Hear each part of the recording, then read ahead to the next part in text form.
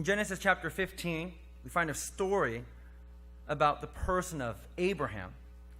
And the story about Abraham starts a few chapters before that in Genesis chapter 12. Before Genesis chapter 12, the Bible tells us about the world in general. When we get to Genesis chapter 12, the focus goes away from the world, and the narrative focuses on people, on specific individual people, the patriarchs. Four of them, namely Abraham, Isaac, Jacob and Esau, but Jacob and Jacob's children, but namely Joseph. And it's through these individuals that God is going to raise up his people in which to save the world. Genesis chapter 15 kind of falls in the middle of the story of Abraham. I'm going to read the chapter, and after that I'll give you a little bit of context about where this chapter is found. But let's read it first. Let me say this. In Genesis chapter 12, God calls Abram, or Abraham, and God makes a promise to Abraham, and that is God will make him into a great nation. Now, if you're going to be a nation, you need at least four things. Some of them, actually all of them are probably obvious once I say them. If you want to be a nation, one, you need people. Right? You can't be a nation without people. Two, you need land. Right? Three, you need a law. You need a common law, right, that everybody follows. And four, you need a ruler or a king, right? Four things. And God is going to give all of those to Abraham and to his people. But if you know about the story of Abraham, when God calls Abraham, Abraham doesn't have any of these things. Especially, he doesn't have any children, and he doesn't have any land. And today's story, Abraham is starting to doubt whether God is going to fulfill his promise to make him into a great nation, to give him children and a land. And in today's story, in Genesis 15, God confirms his promise to Abraham to make him into a great nation. So Genesis chapter 15, verses 1 to 21, this is the word of God. After these things, Abraham just rescued his nephew Lot and went to war with four of the kings in order to do that. Now after these things, the word of the Lord came to Abram in a vision. Fear not, Abram. I am your shield, and your reward will be very great. But Abram said, O Lord God, what will you give me? For I continue childless, and the heir of my house is Eliezer of Damascus. And Abram said, Behold, you have given me no offspring, and a member of my household will be my heir. And behold, the word of the Lord came to him. This man shall not be your heir. Your very own son shall be your heir. And he brought him outside and said, Look toward heaven and number the stars, if you are able to number them. Then he said to him, So shall your offspring be. And he believed the Lord, and he counted it to him as righteousness. And he said to him, I am the Lord who brought you out of Ur of the Chaldeans to give you this land to possess. But he said, O Lord God, how am I to know that I shall possess it?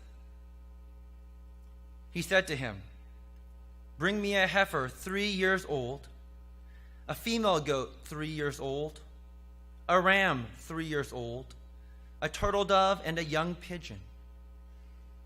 And he brought him all these, cut them in half, and laid each half over against the other. but he did not cut the birds in half. And when the birds of prey came down on the carcasses, Abram drove them away. As the sun was going down, a deep sleep fell on Abram.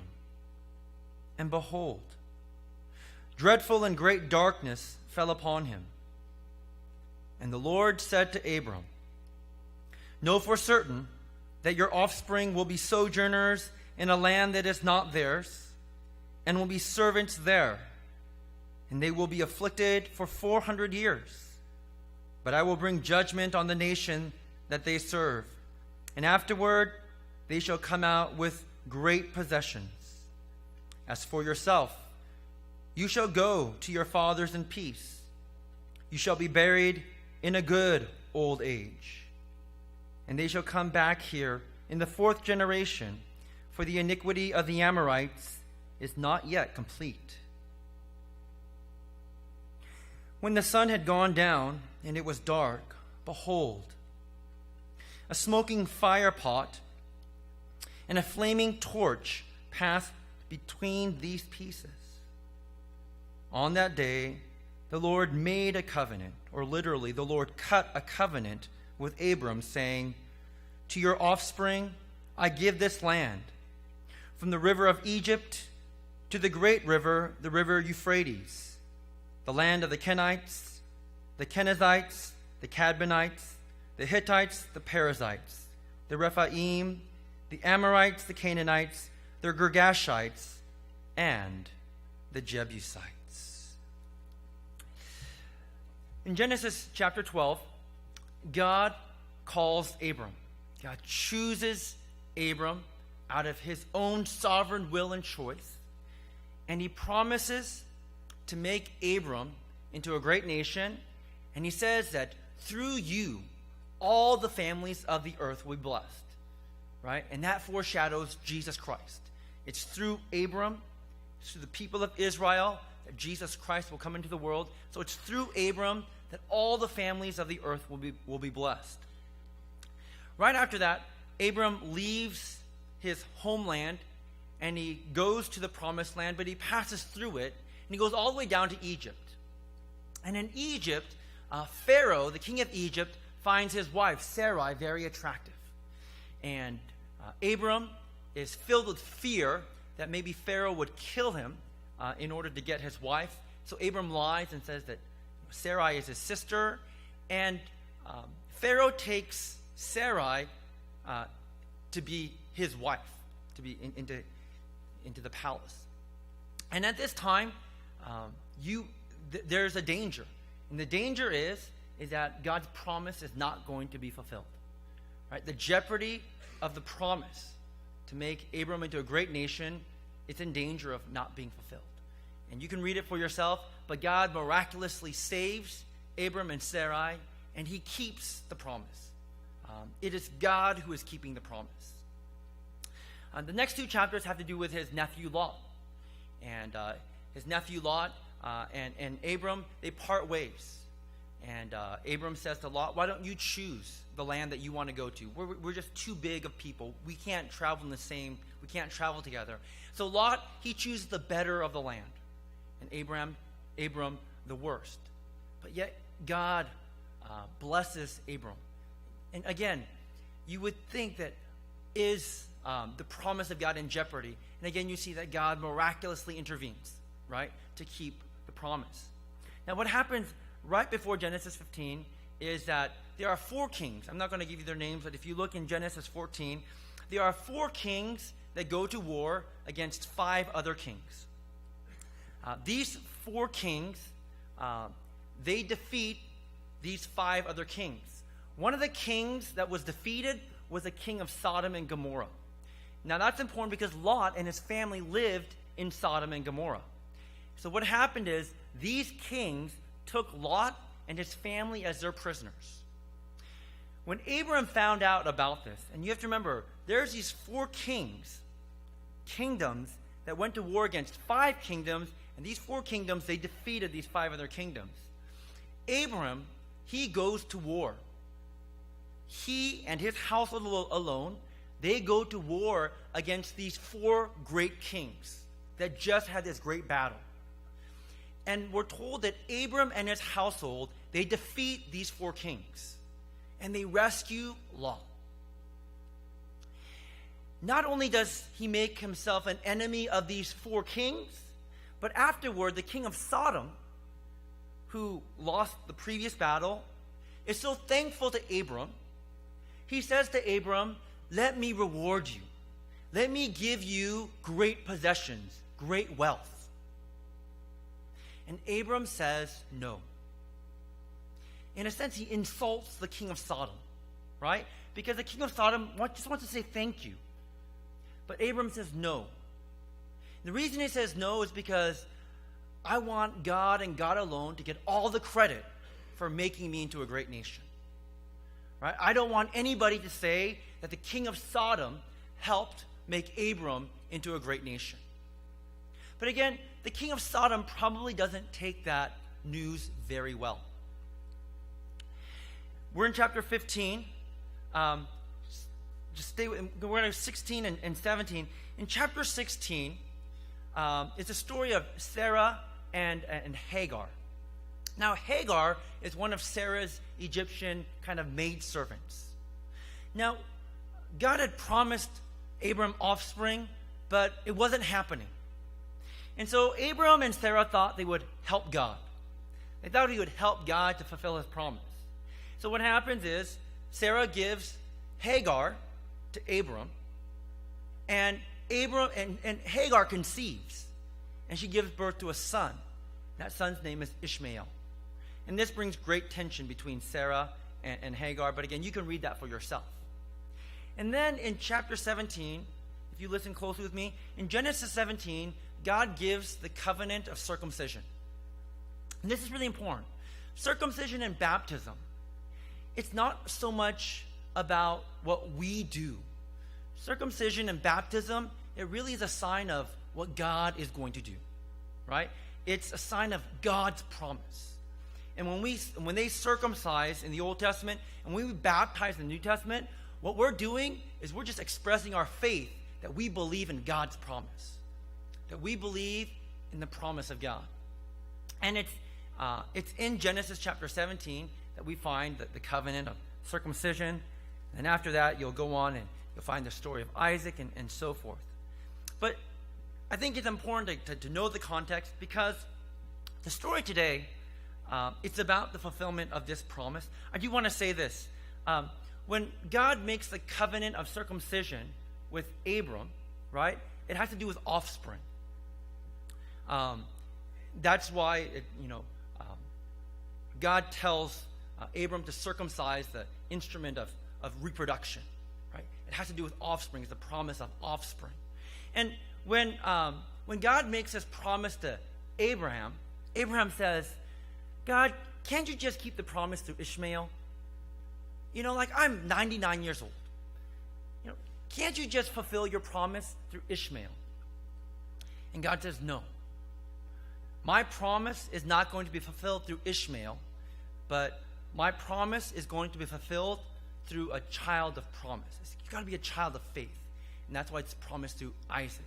And really quickly, one thing that I want to say is Ishmael represents human effort to attain God's promise. And Isaac represents the people of God who come to him by faith. Ishmael represents human effort to try to be the people of God. While Isaac, Abraham and Sarah can take no credit for that offspring, right? It's a child of faith. And that's why the people of God are defined as a people of faith, right? It's faith that characterizes the people of God. Circumcision, baptism, it's evidence of faith. It's an expression of faith. It's not baptism that saves, right? It's the faith that's represented in baptism that saves. And that's really important, because when you get to the New Testament, the Jews, they start to struggle with circumcision, right? And they say, well, you have to be circumcised in order to be a part of God's people. And circumcision is important, but it's important because of what it represents. Circumcision represents the faith that you have in God. It's that faith in God, not the simple act of circumcision, that makes one a people of God. And that's why in the New Testament, faith and faith alone is emphasized so strongly. But again, in chapter 15, the very first words of God to Abraham are, fear not. And this makes, he says, fear not.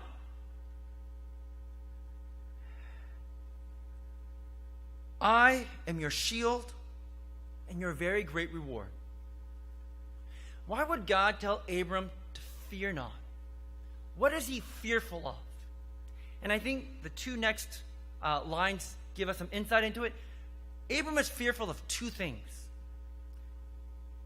I think he's afraid of the kings that surround him, the kingdoms that surround him. He just made himself an enemy of these four great kingdoms. And he just also made himself kind of unpleasant to the king of Sodom and the other kingdoms. What Abram is saying is, I don't need you guys. And I think he's scared.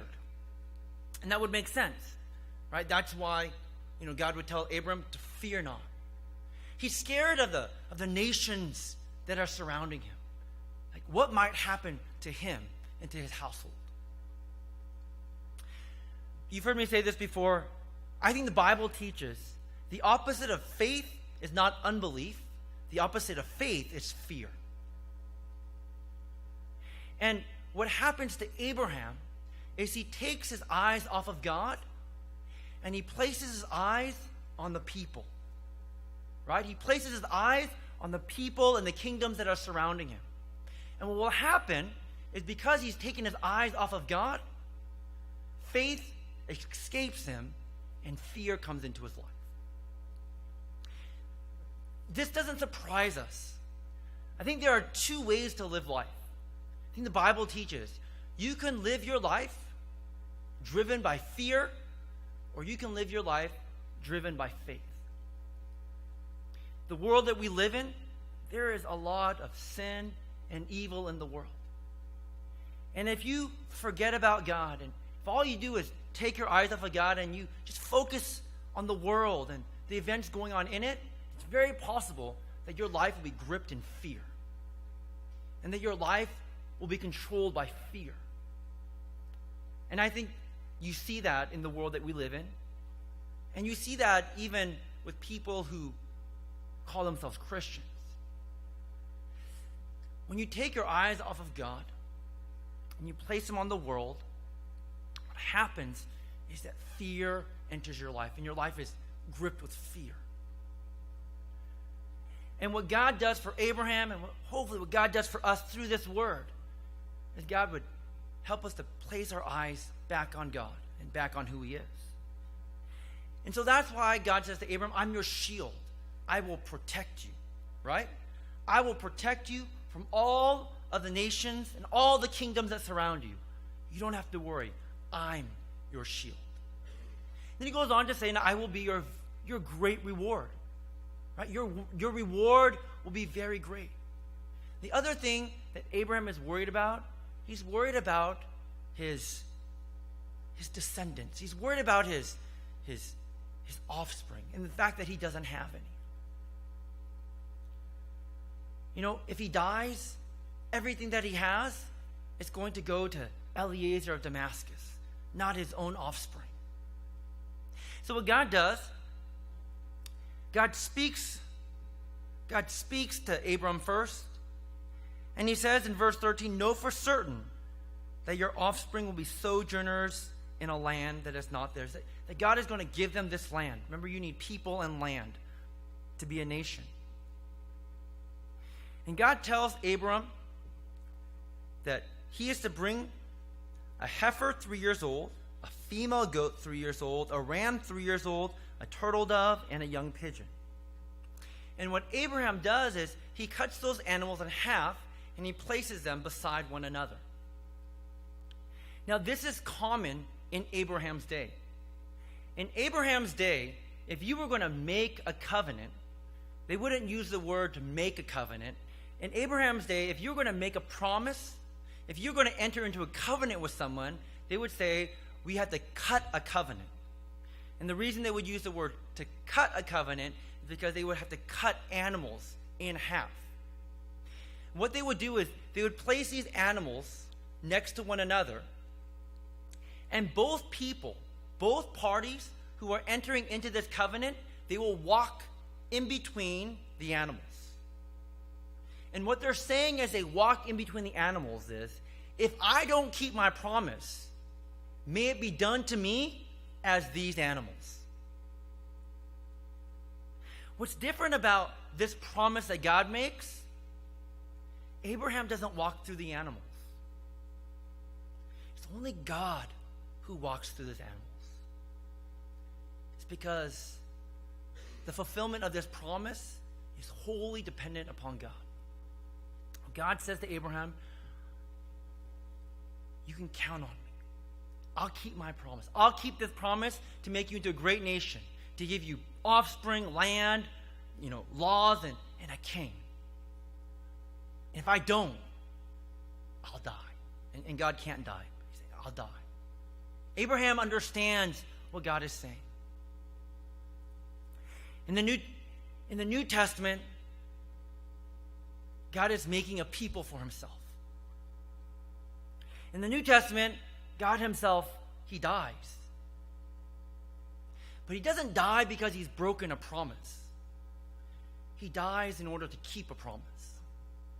He dies on the cross in order to fulfill his promise to his people that he is going to make a people for himself. When you struggle with faith, when you struggle in life, would you turn to God? Take your eyes off of the world, the things going on in it. Would you turn to God? And would you turn to the cross of Jesus Christ? And to remember that God is a God of promise, that he who began a good work in you, that he will carry it on to completion. He will fulfill his promise in you and in your children. Would you pray with me as we close today? Would you allow me to pray? And then after that,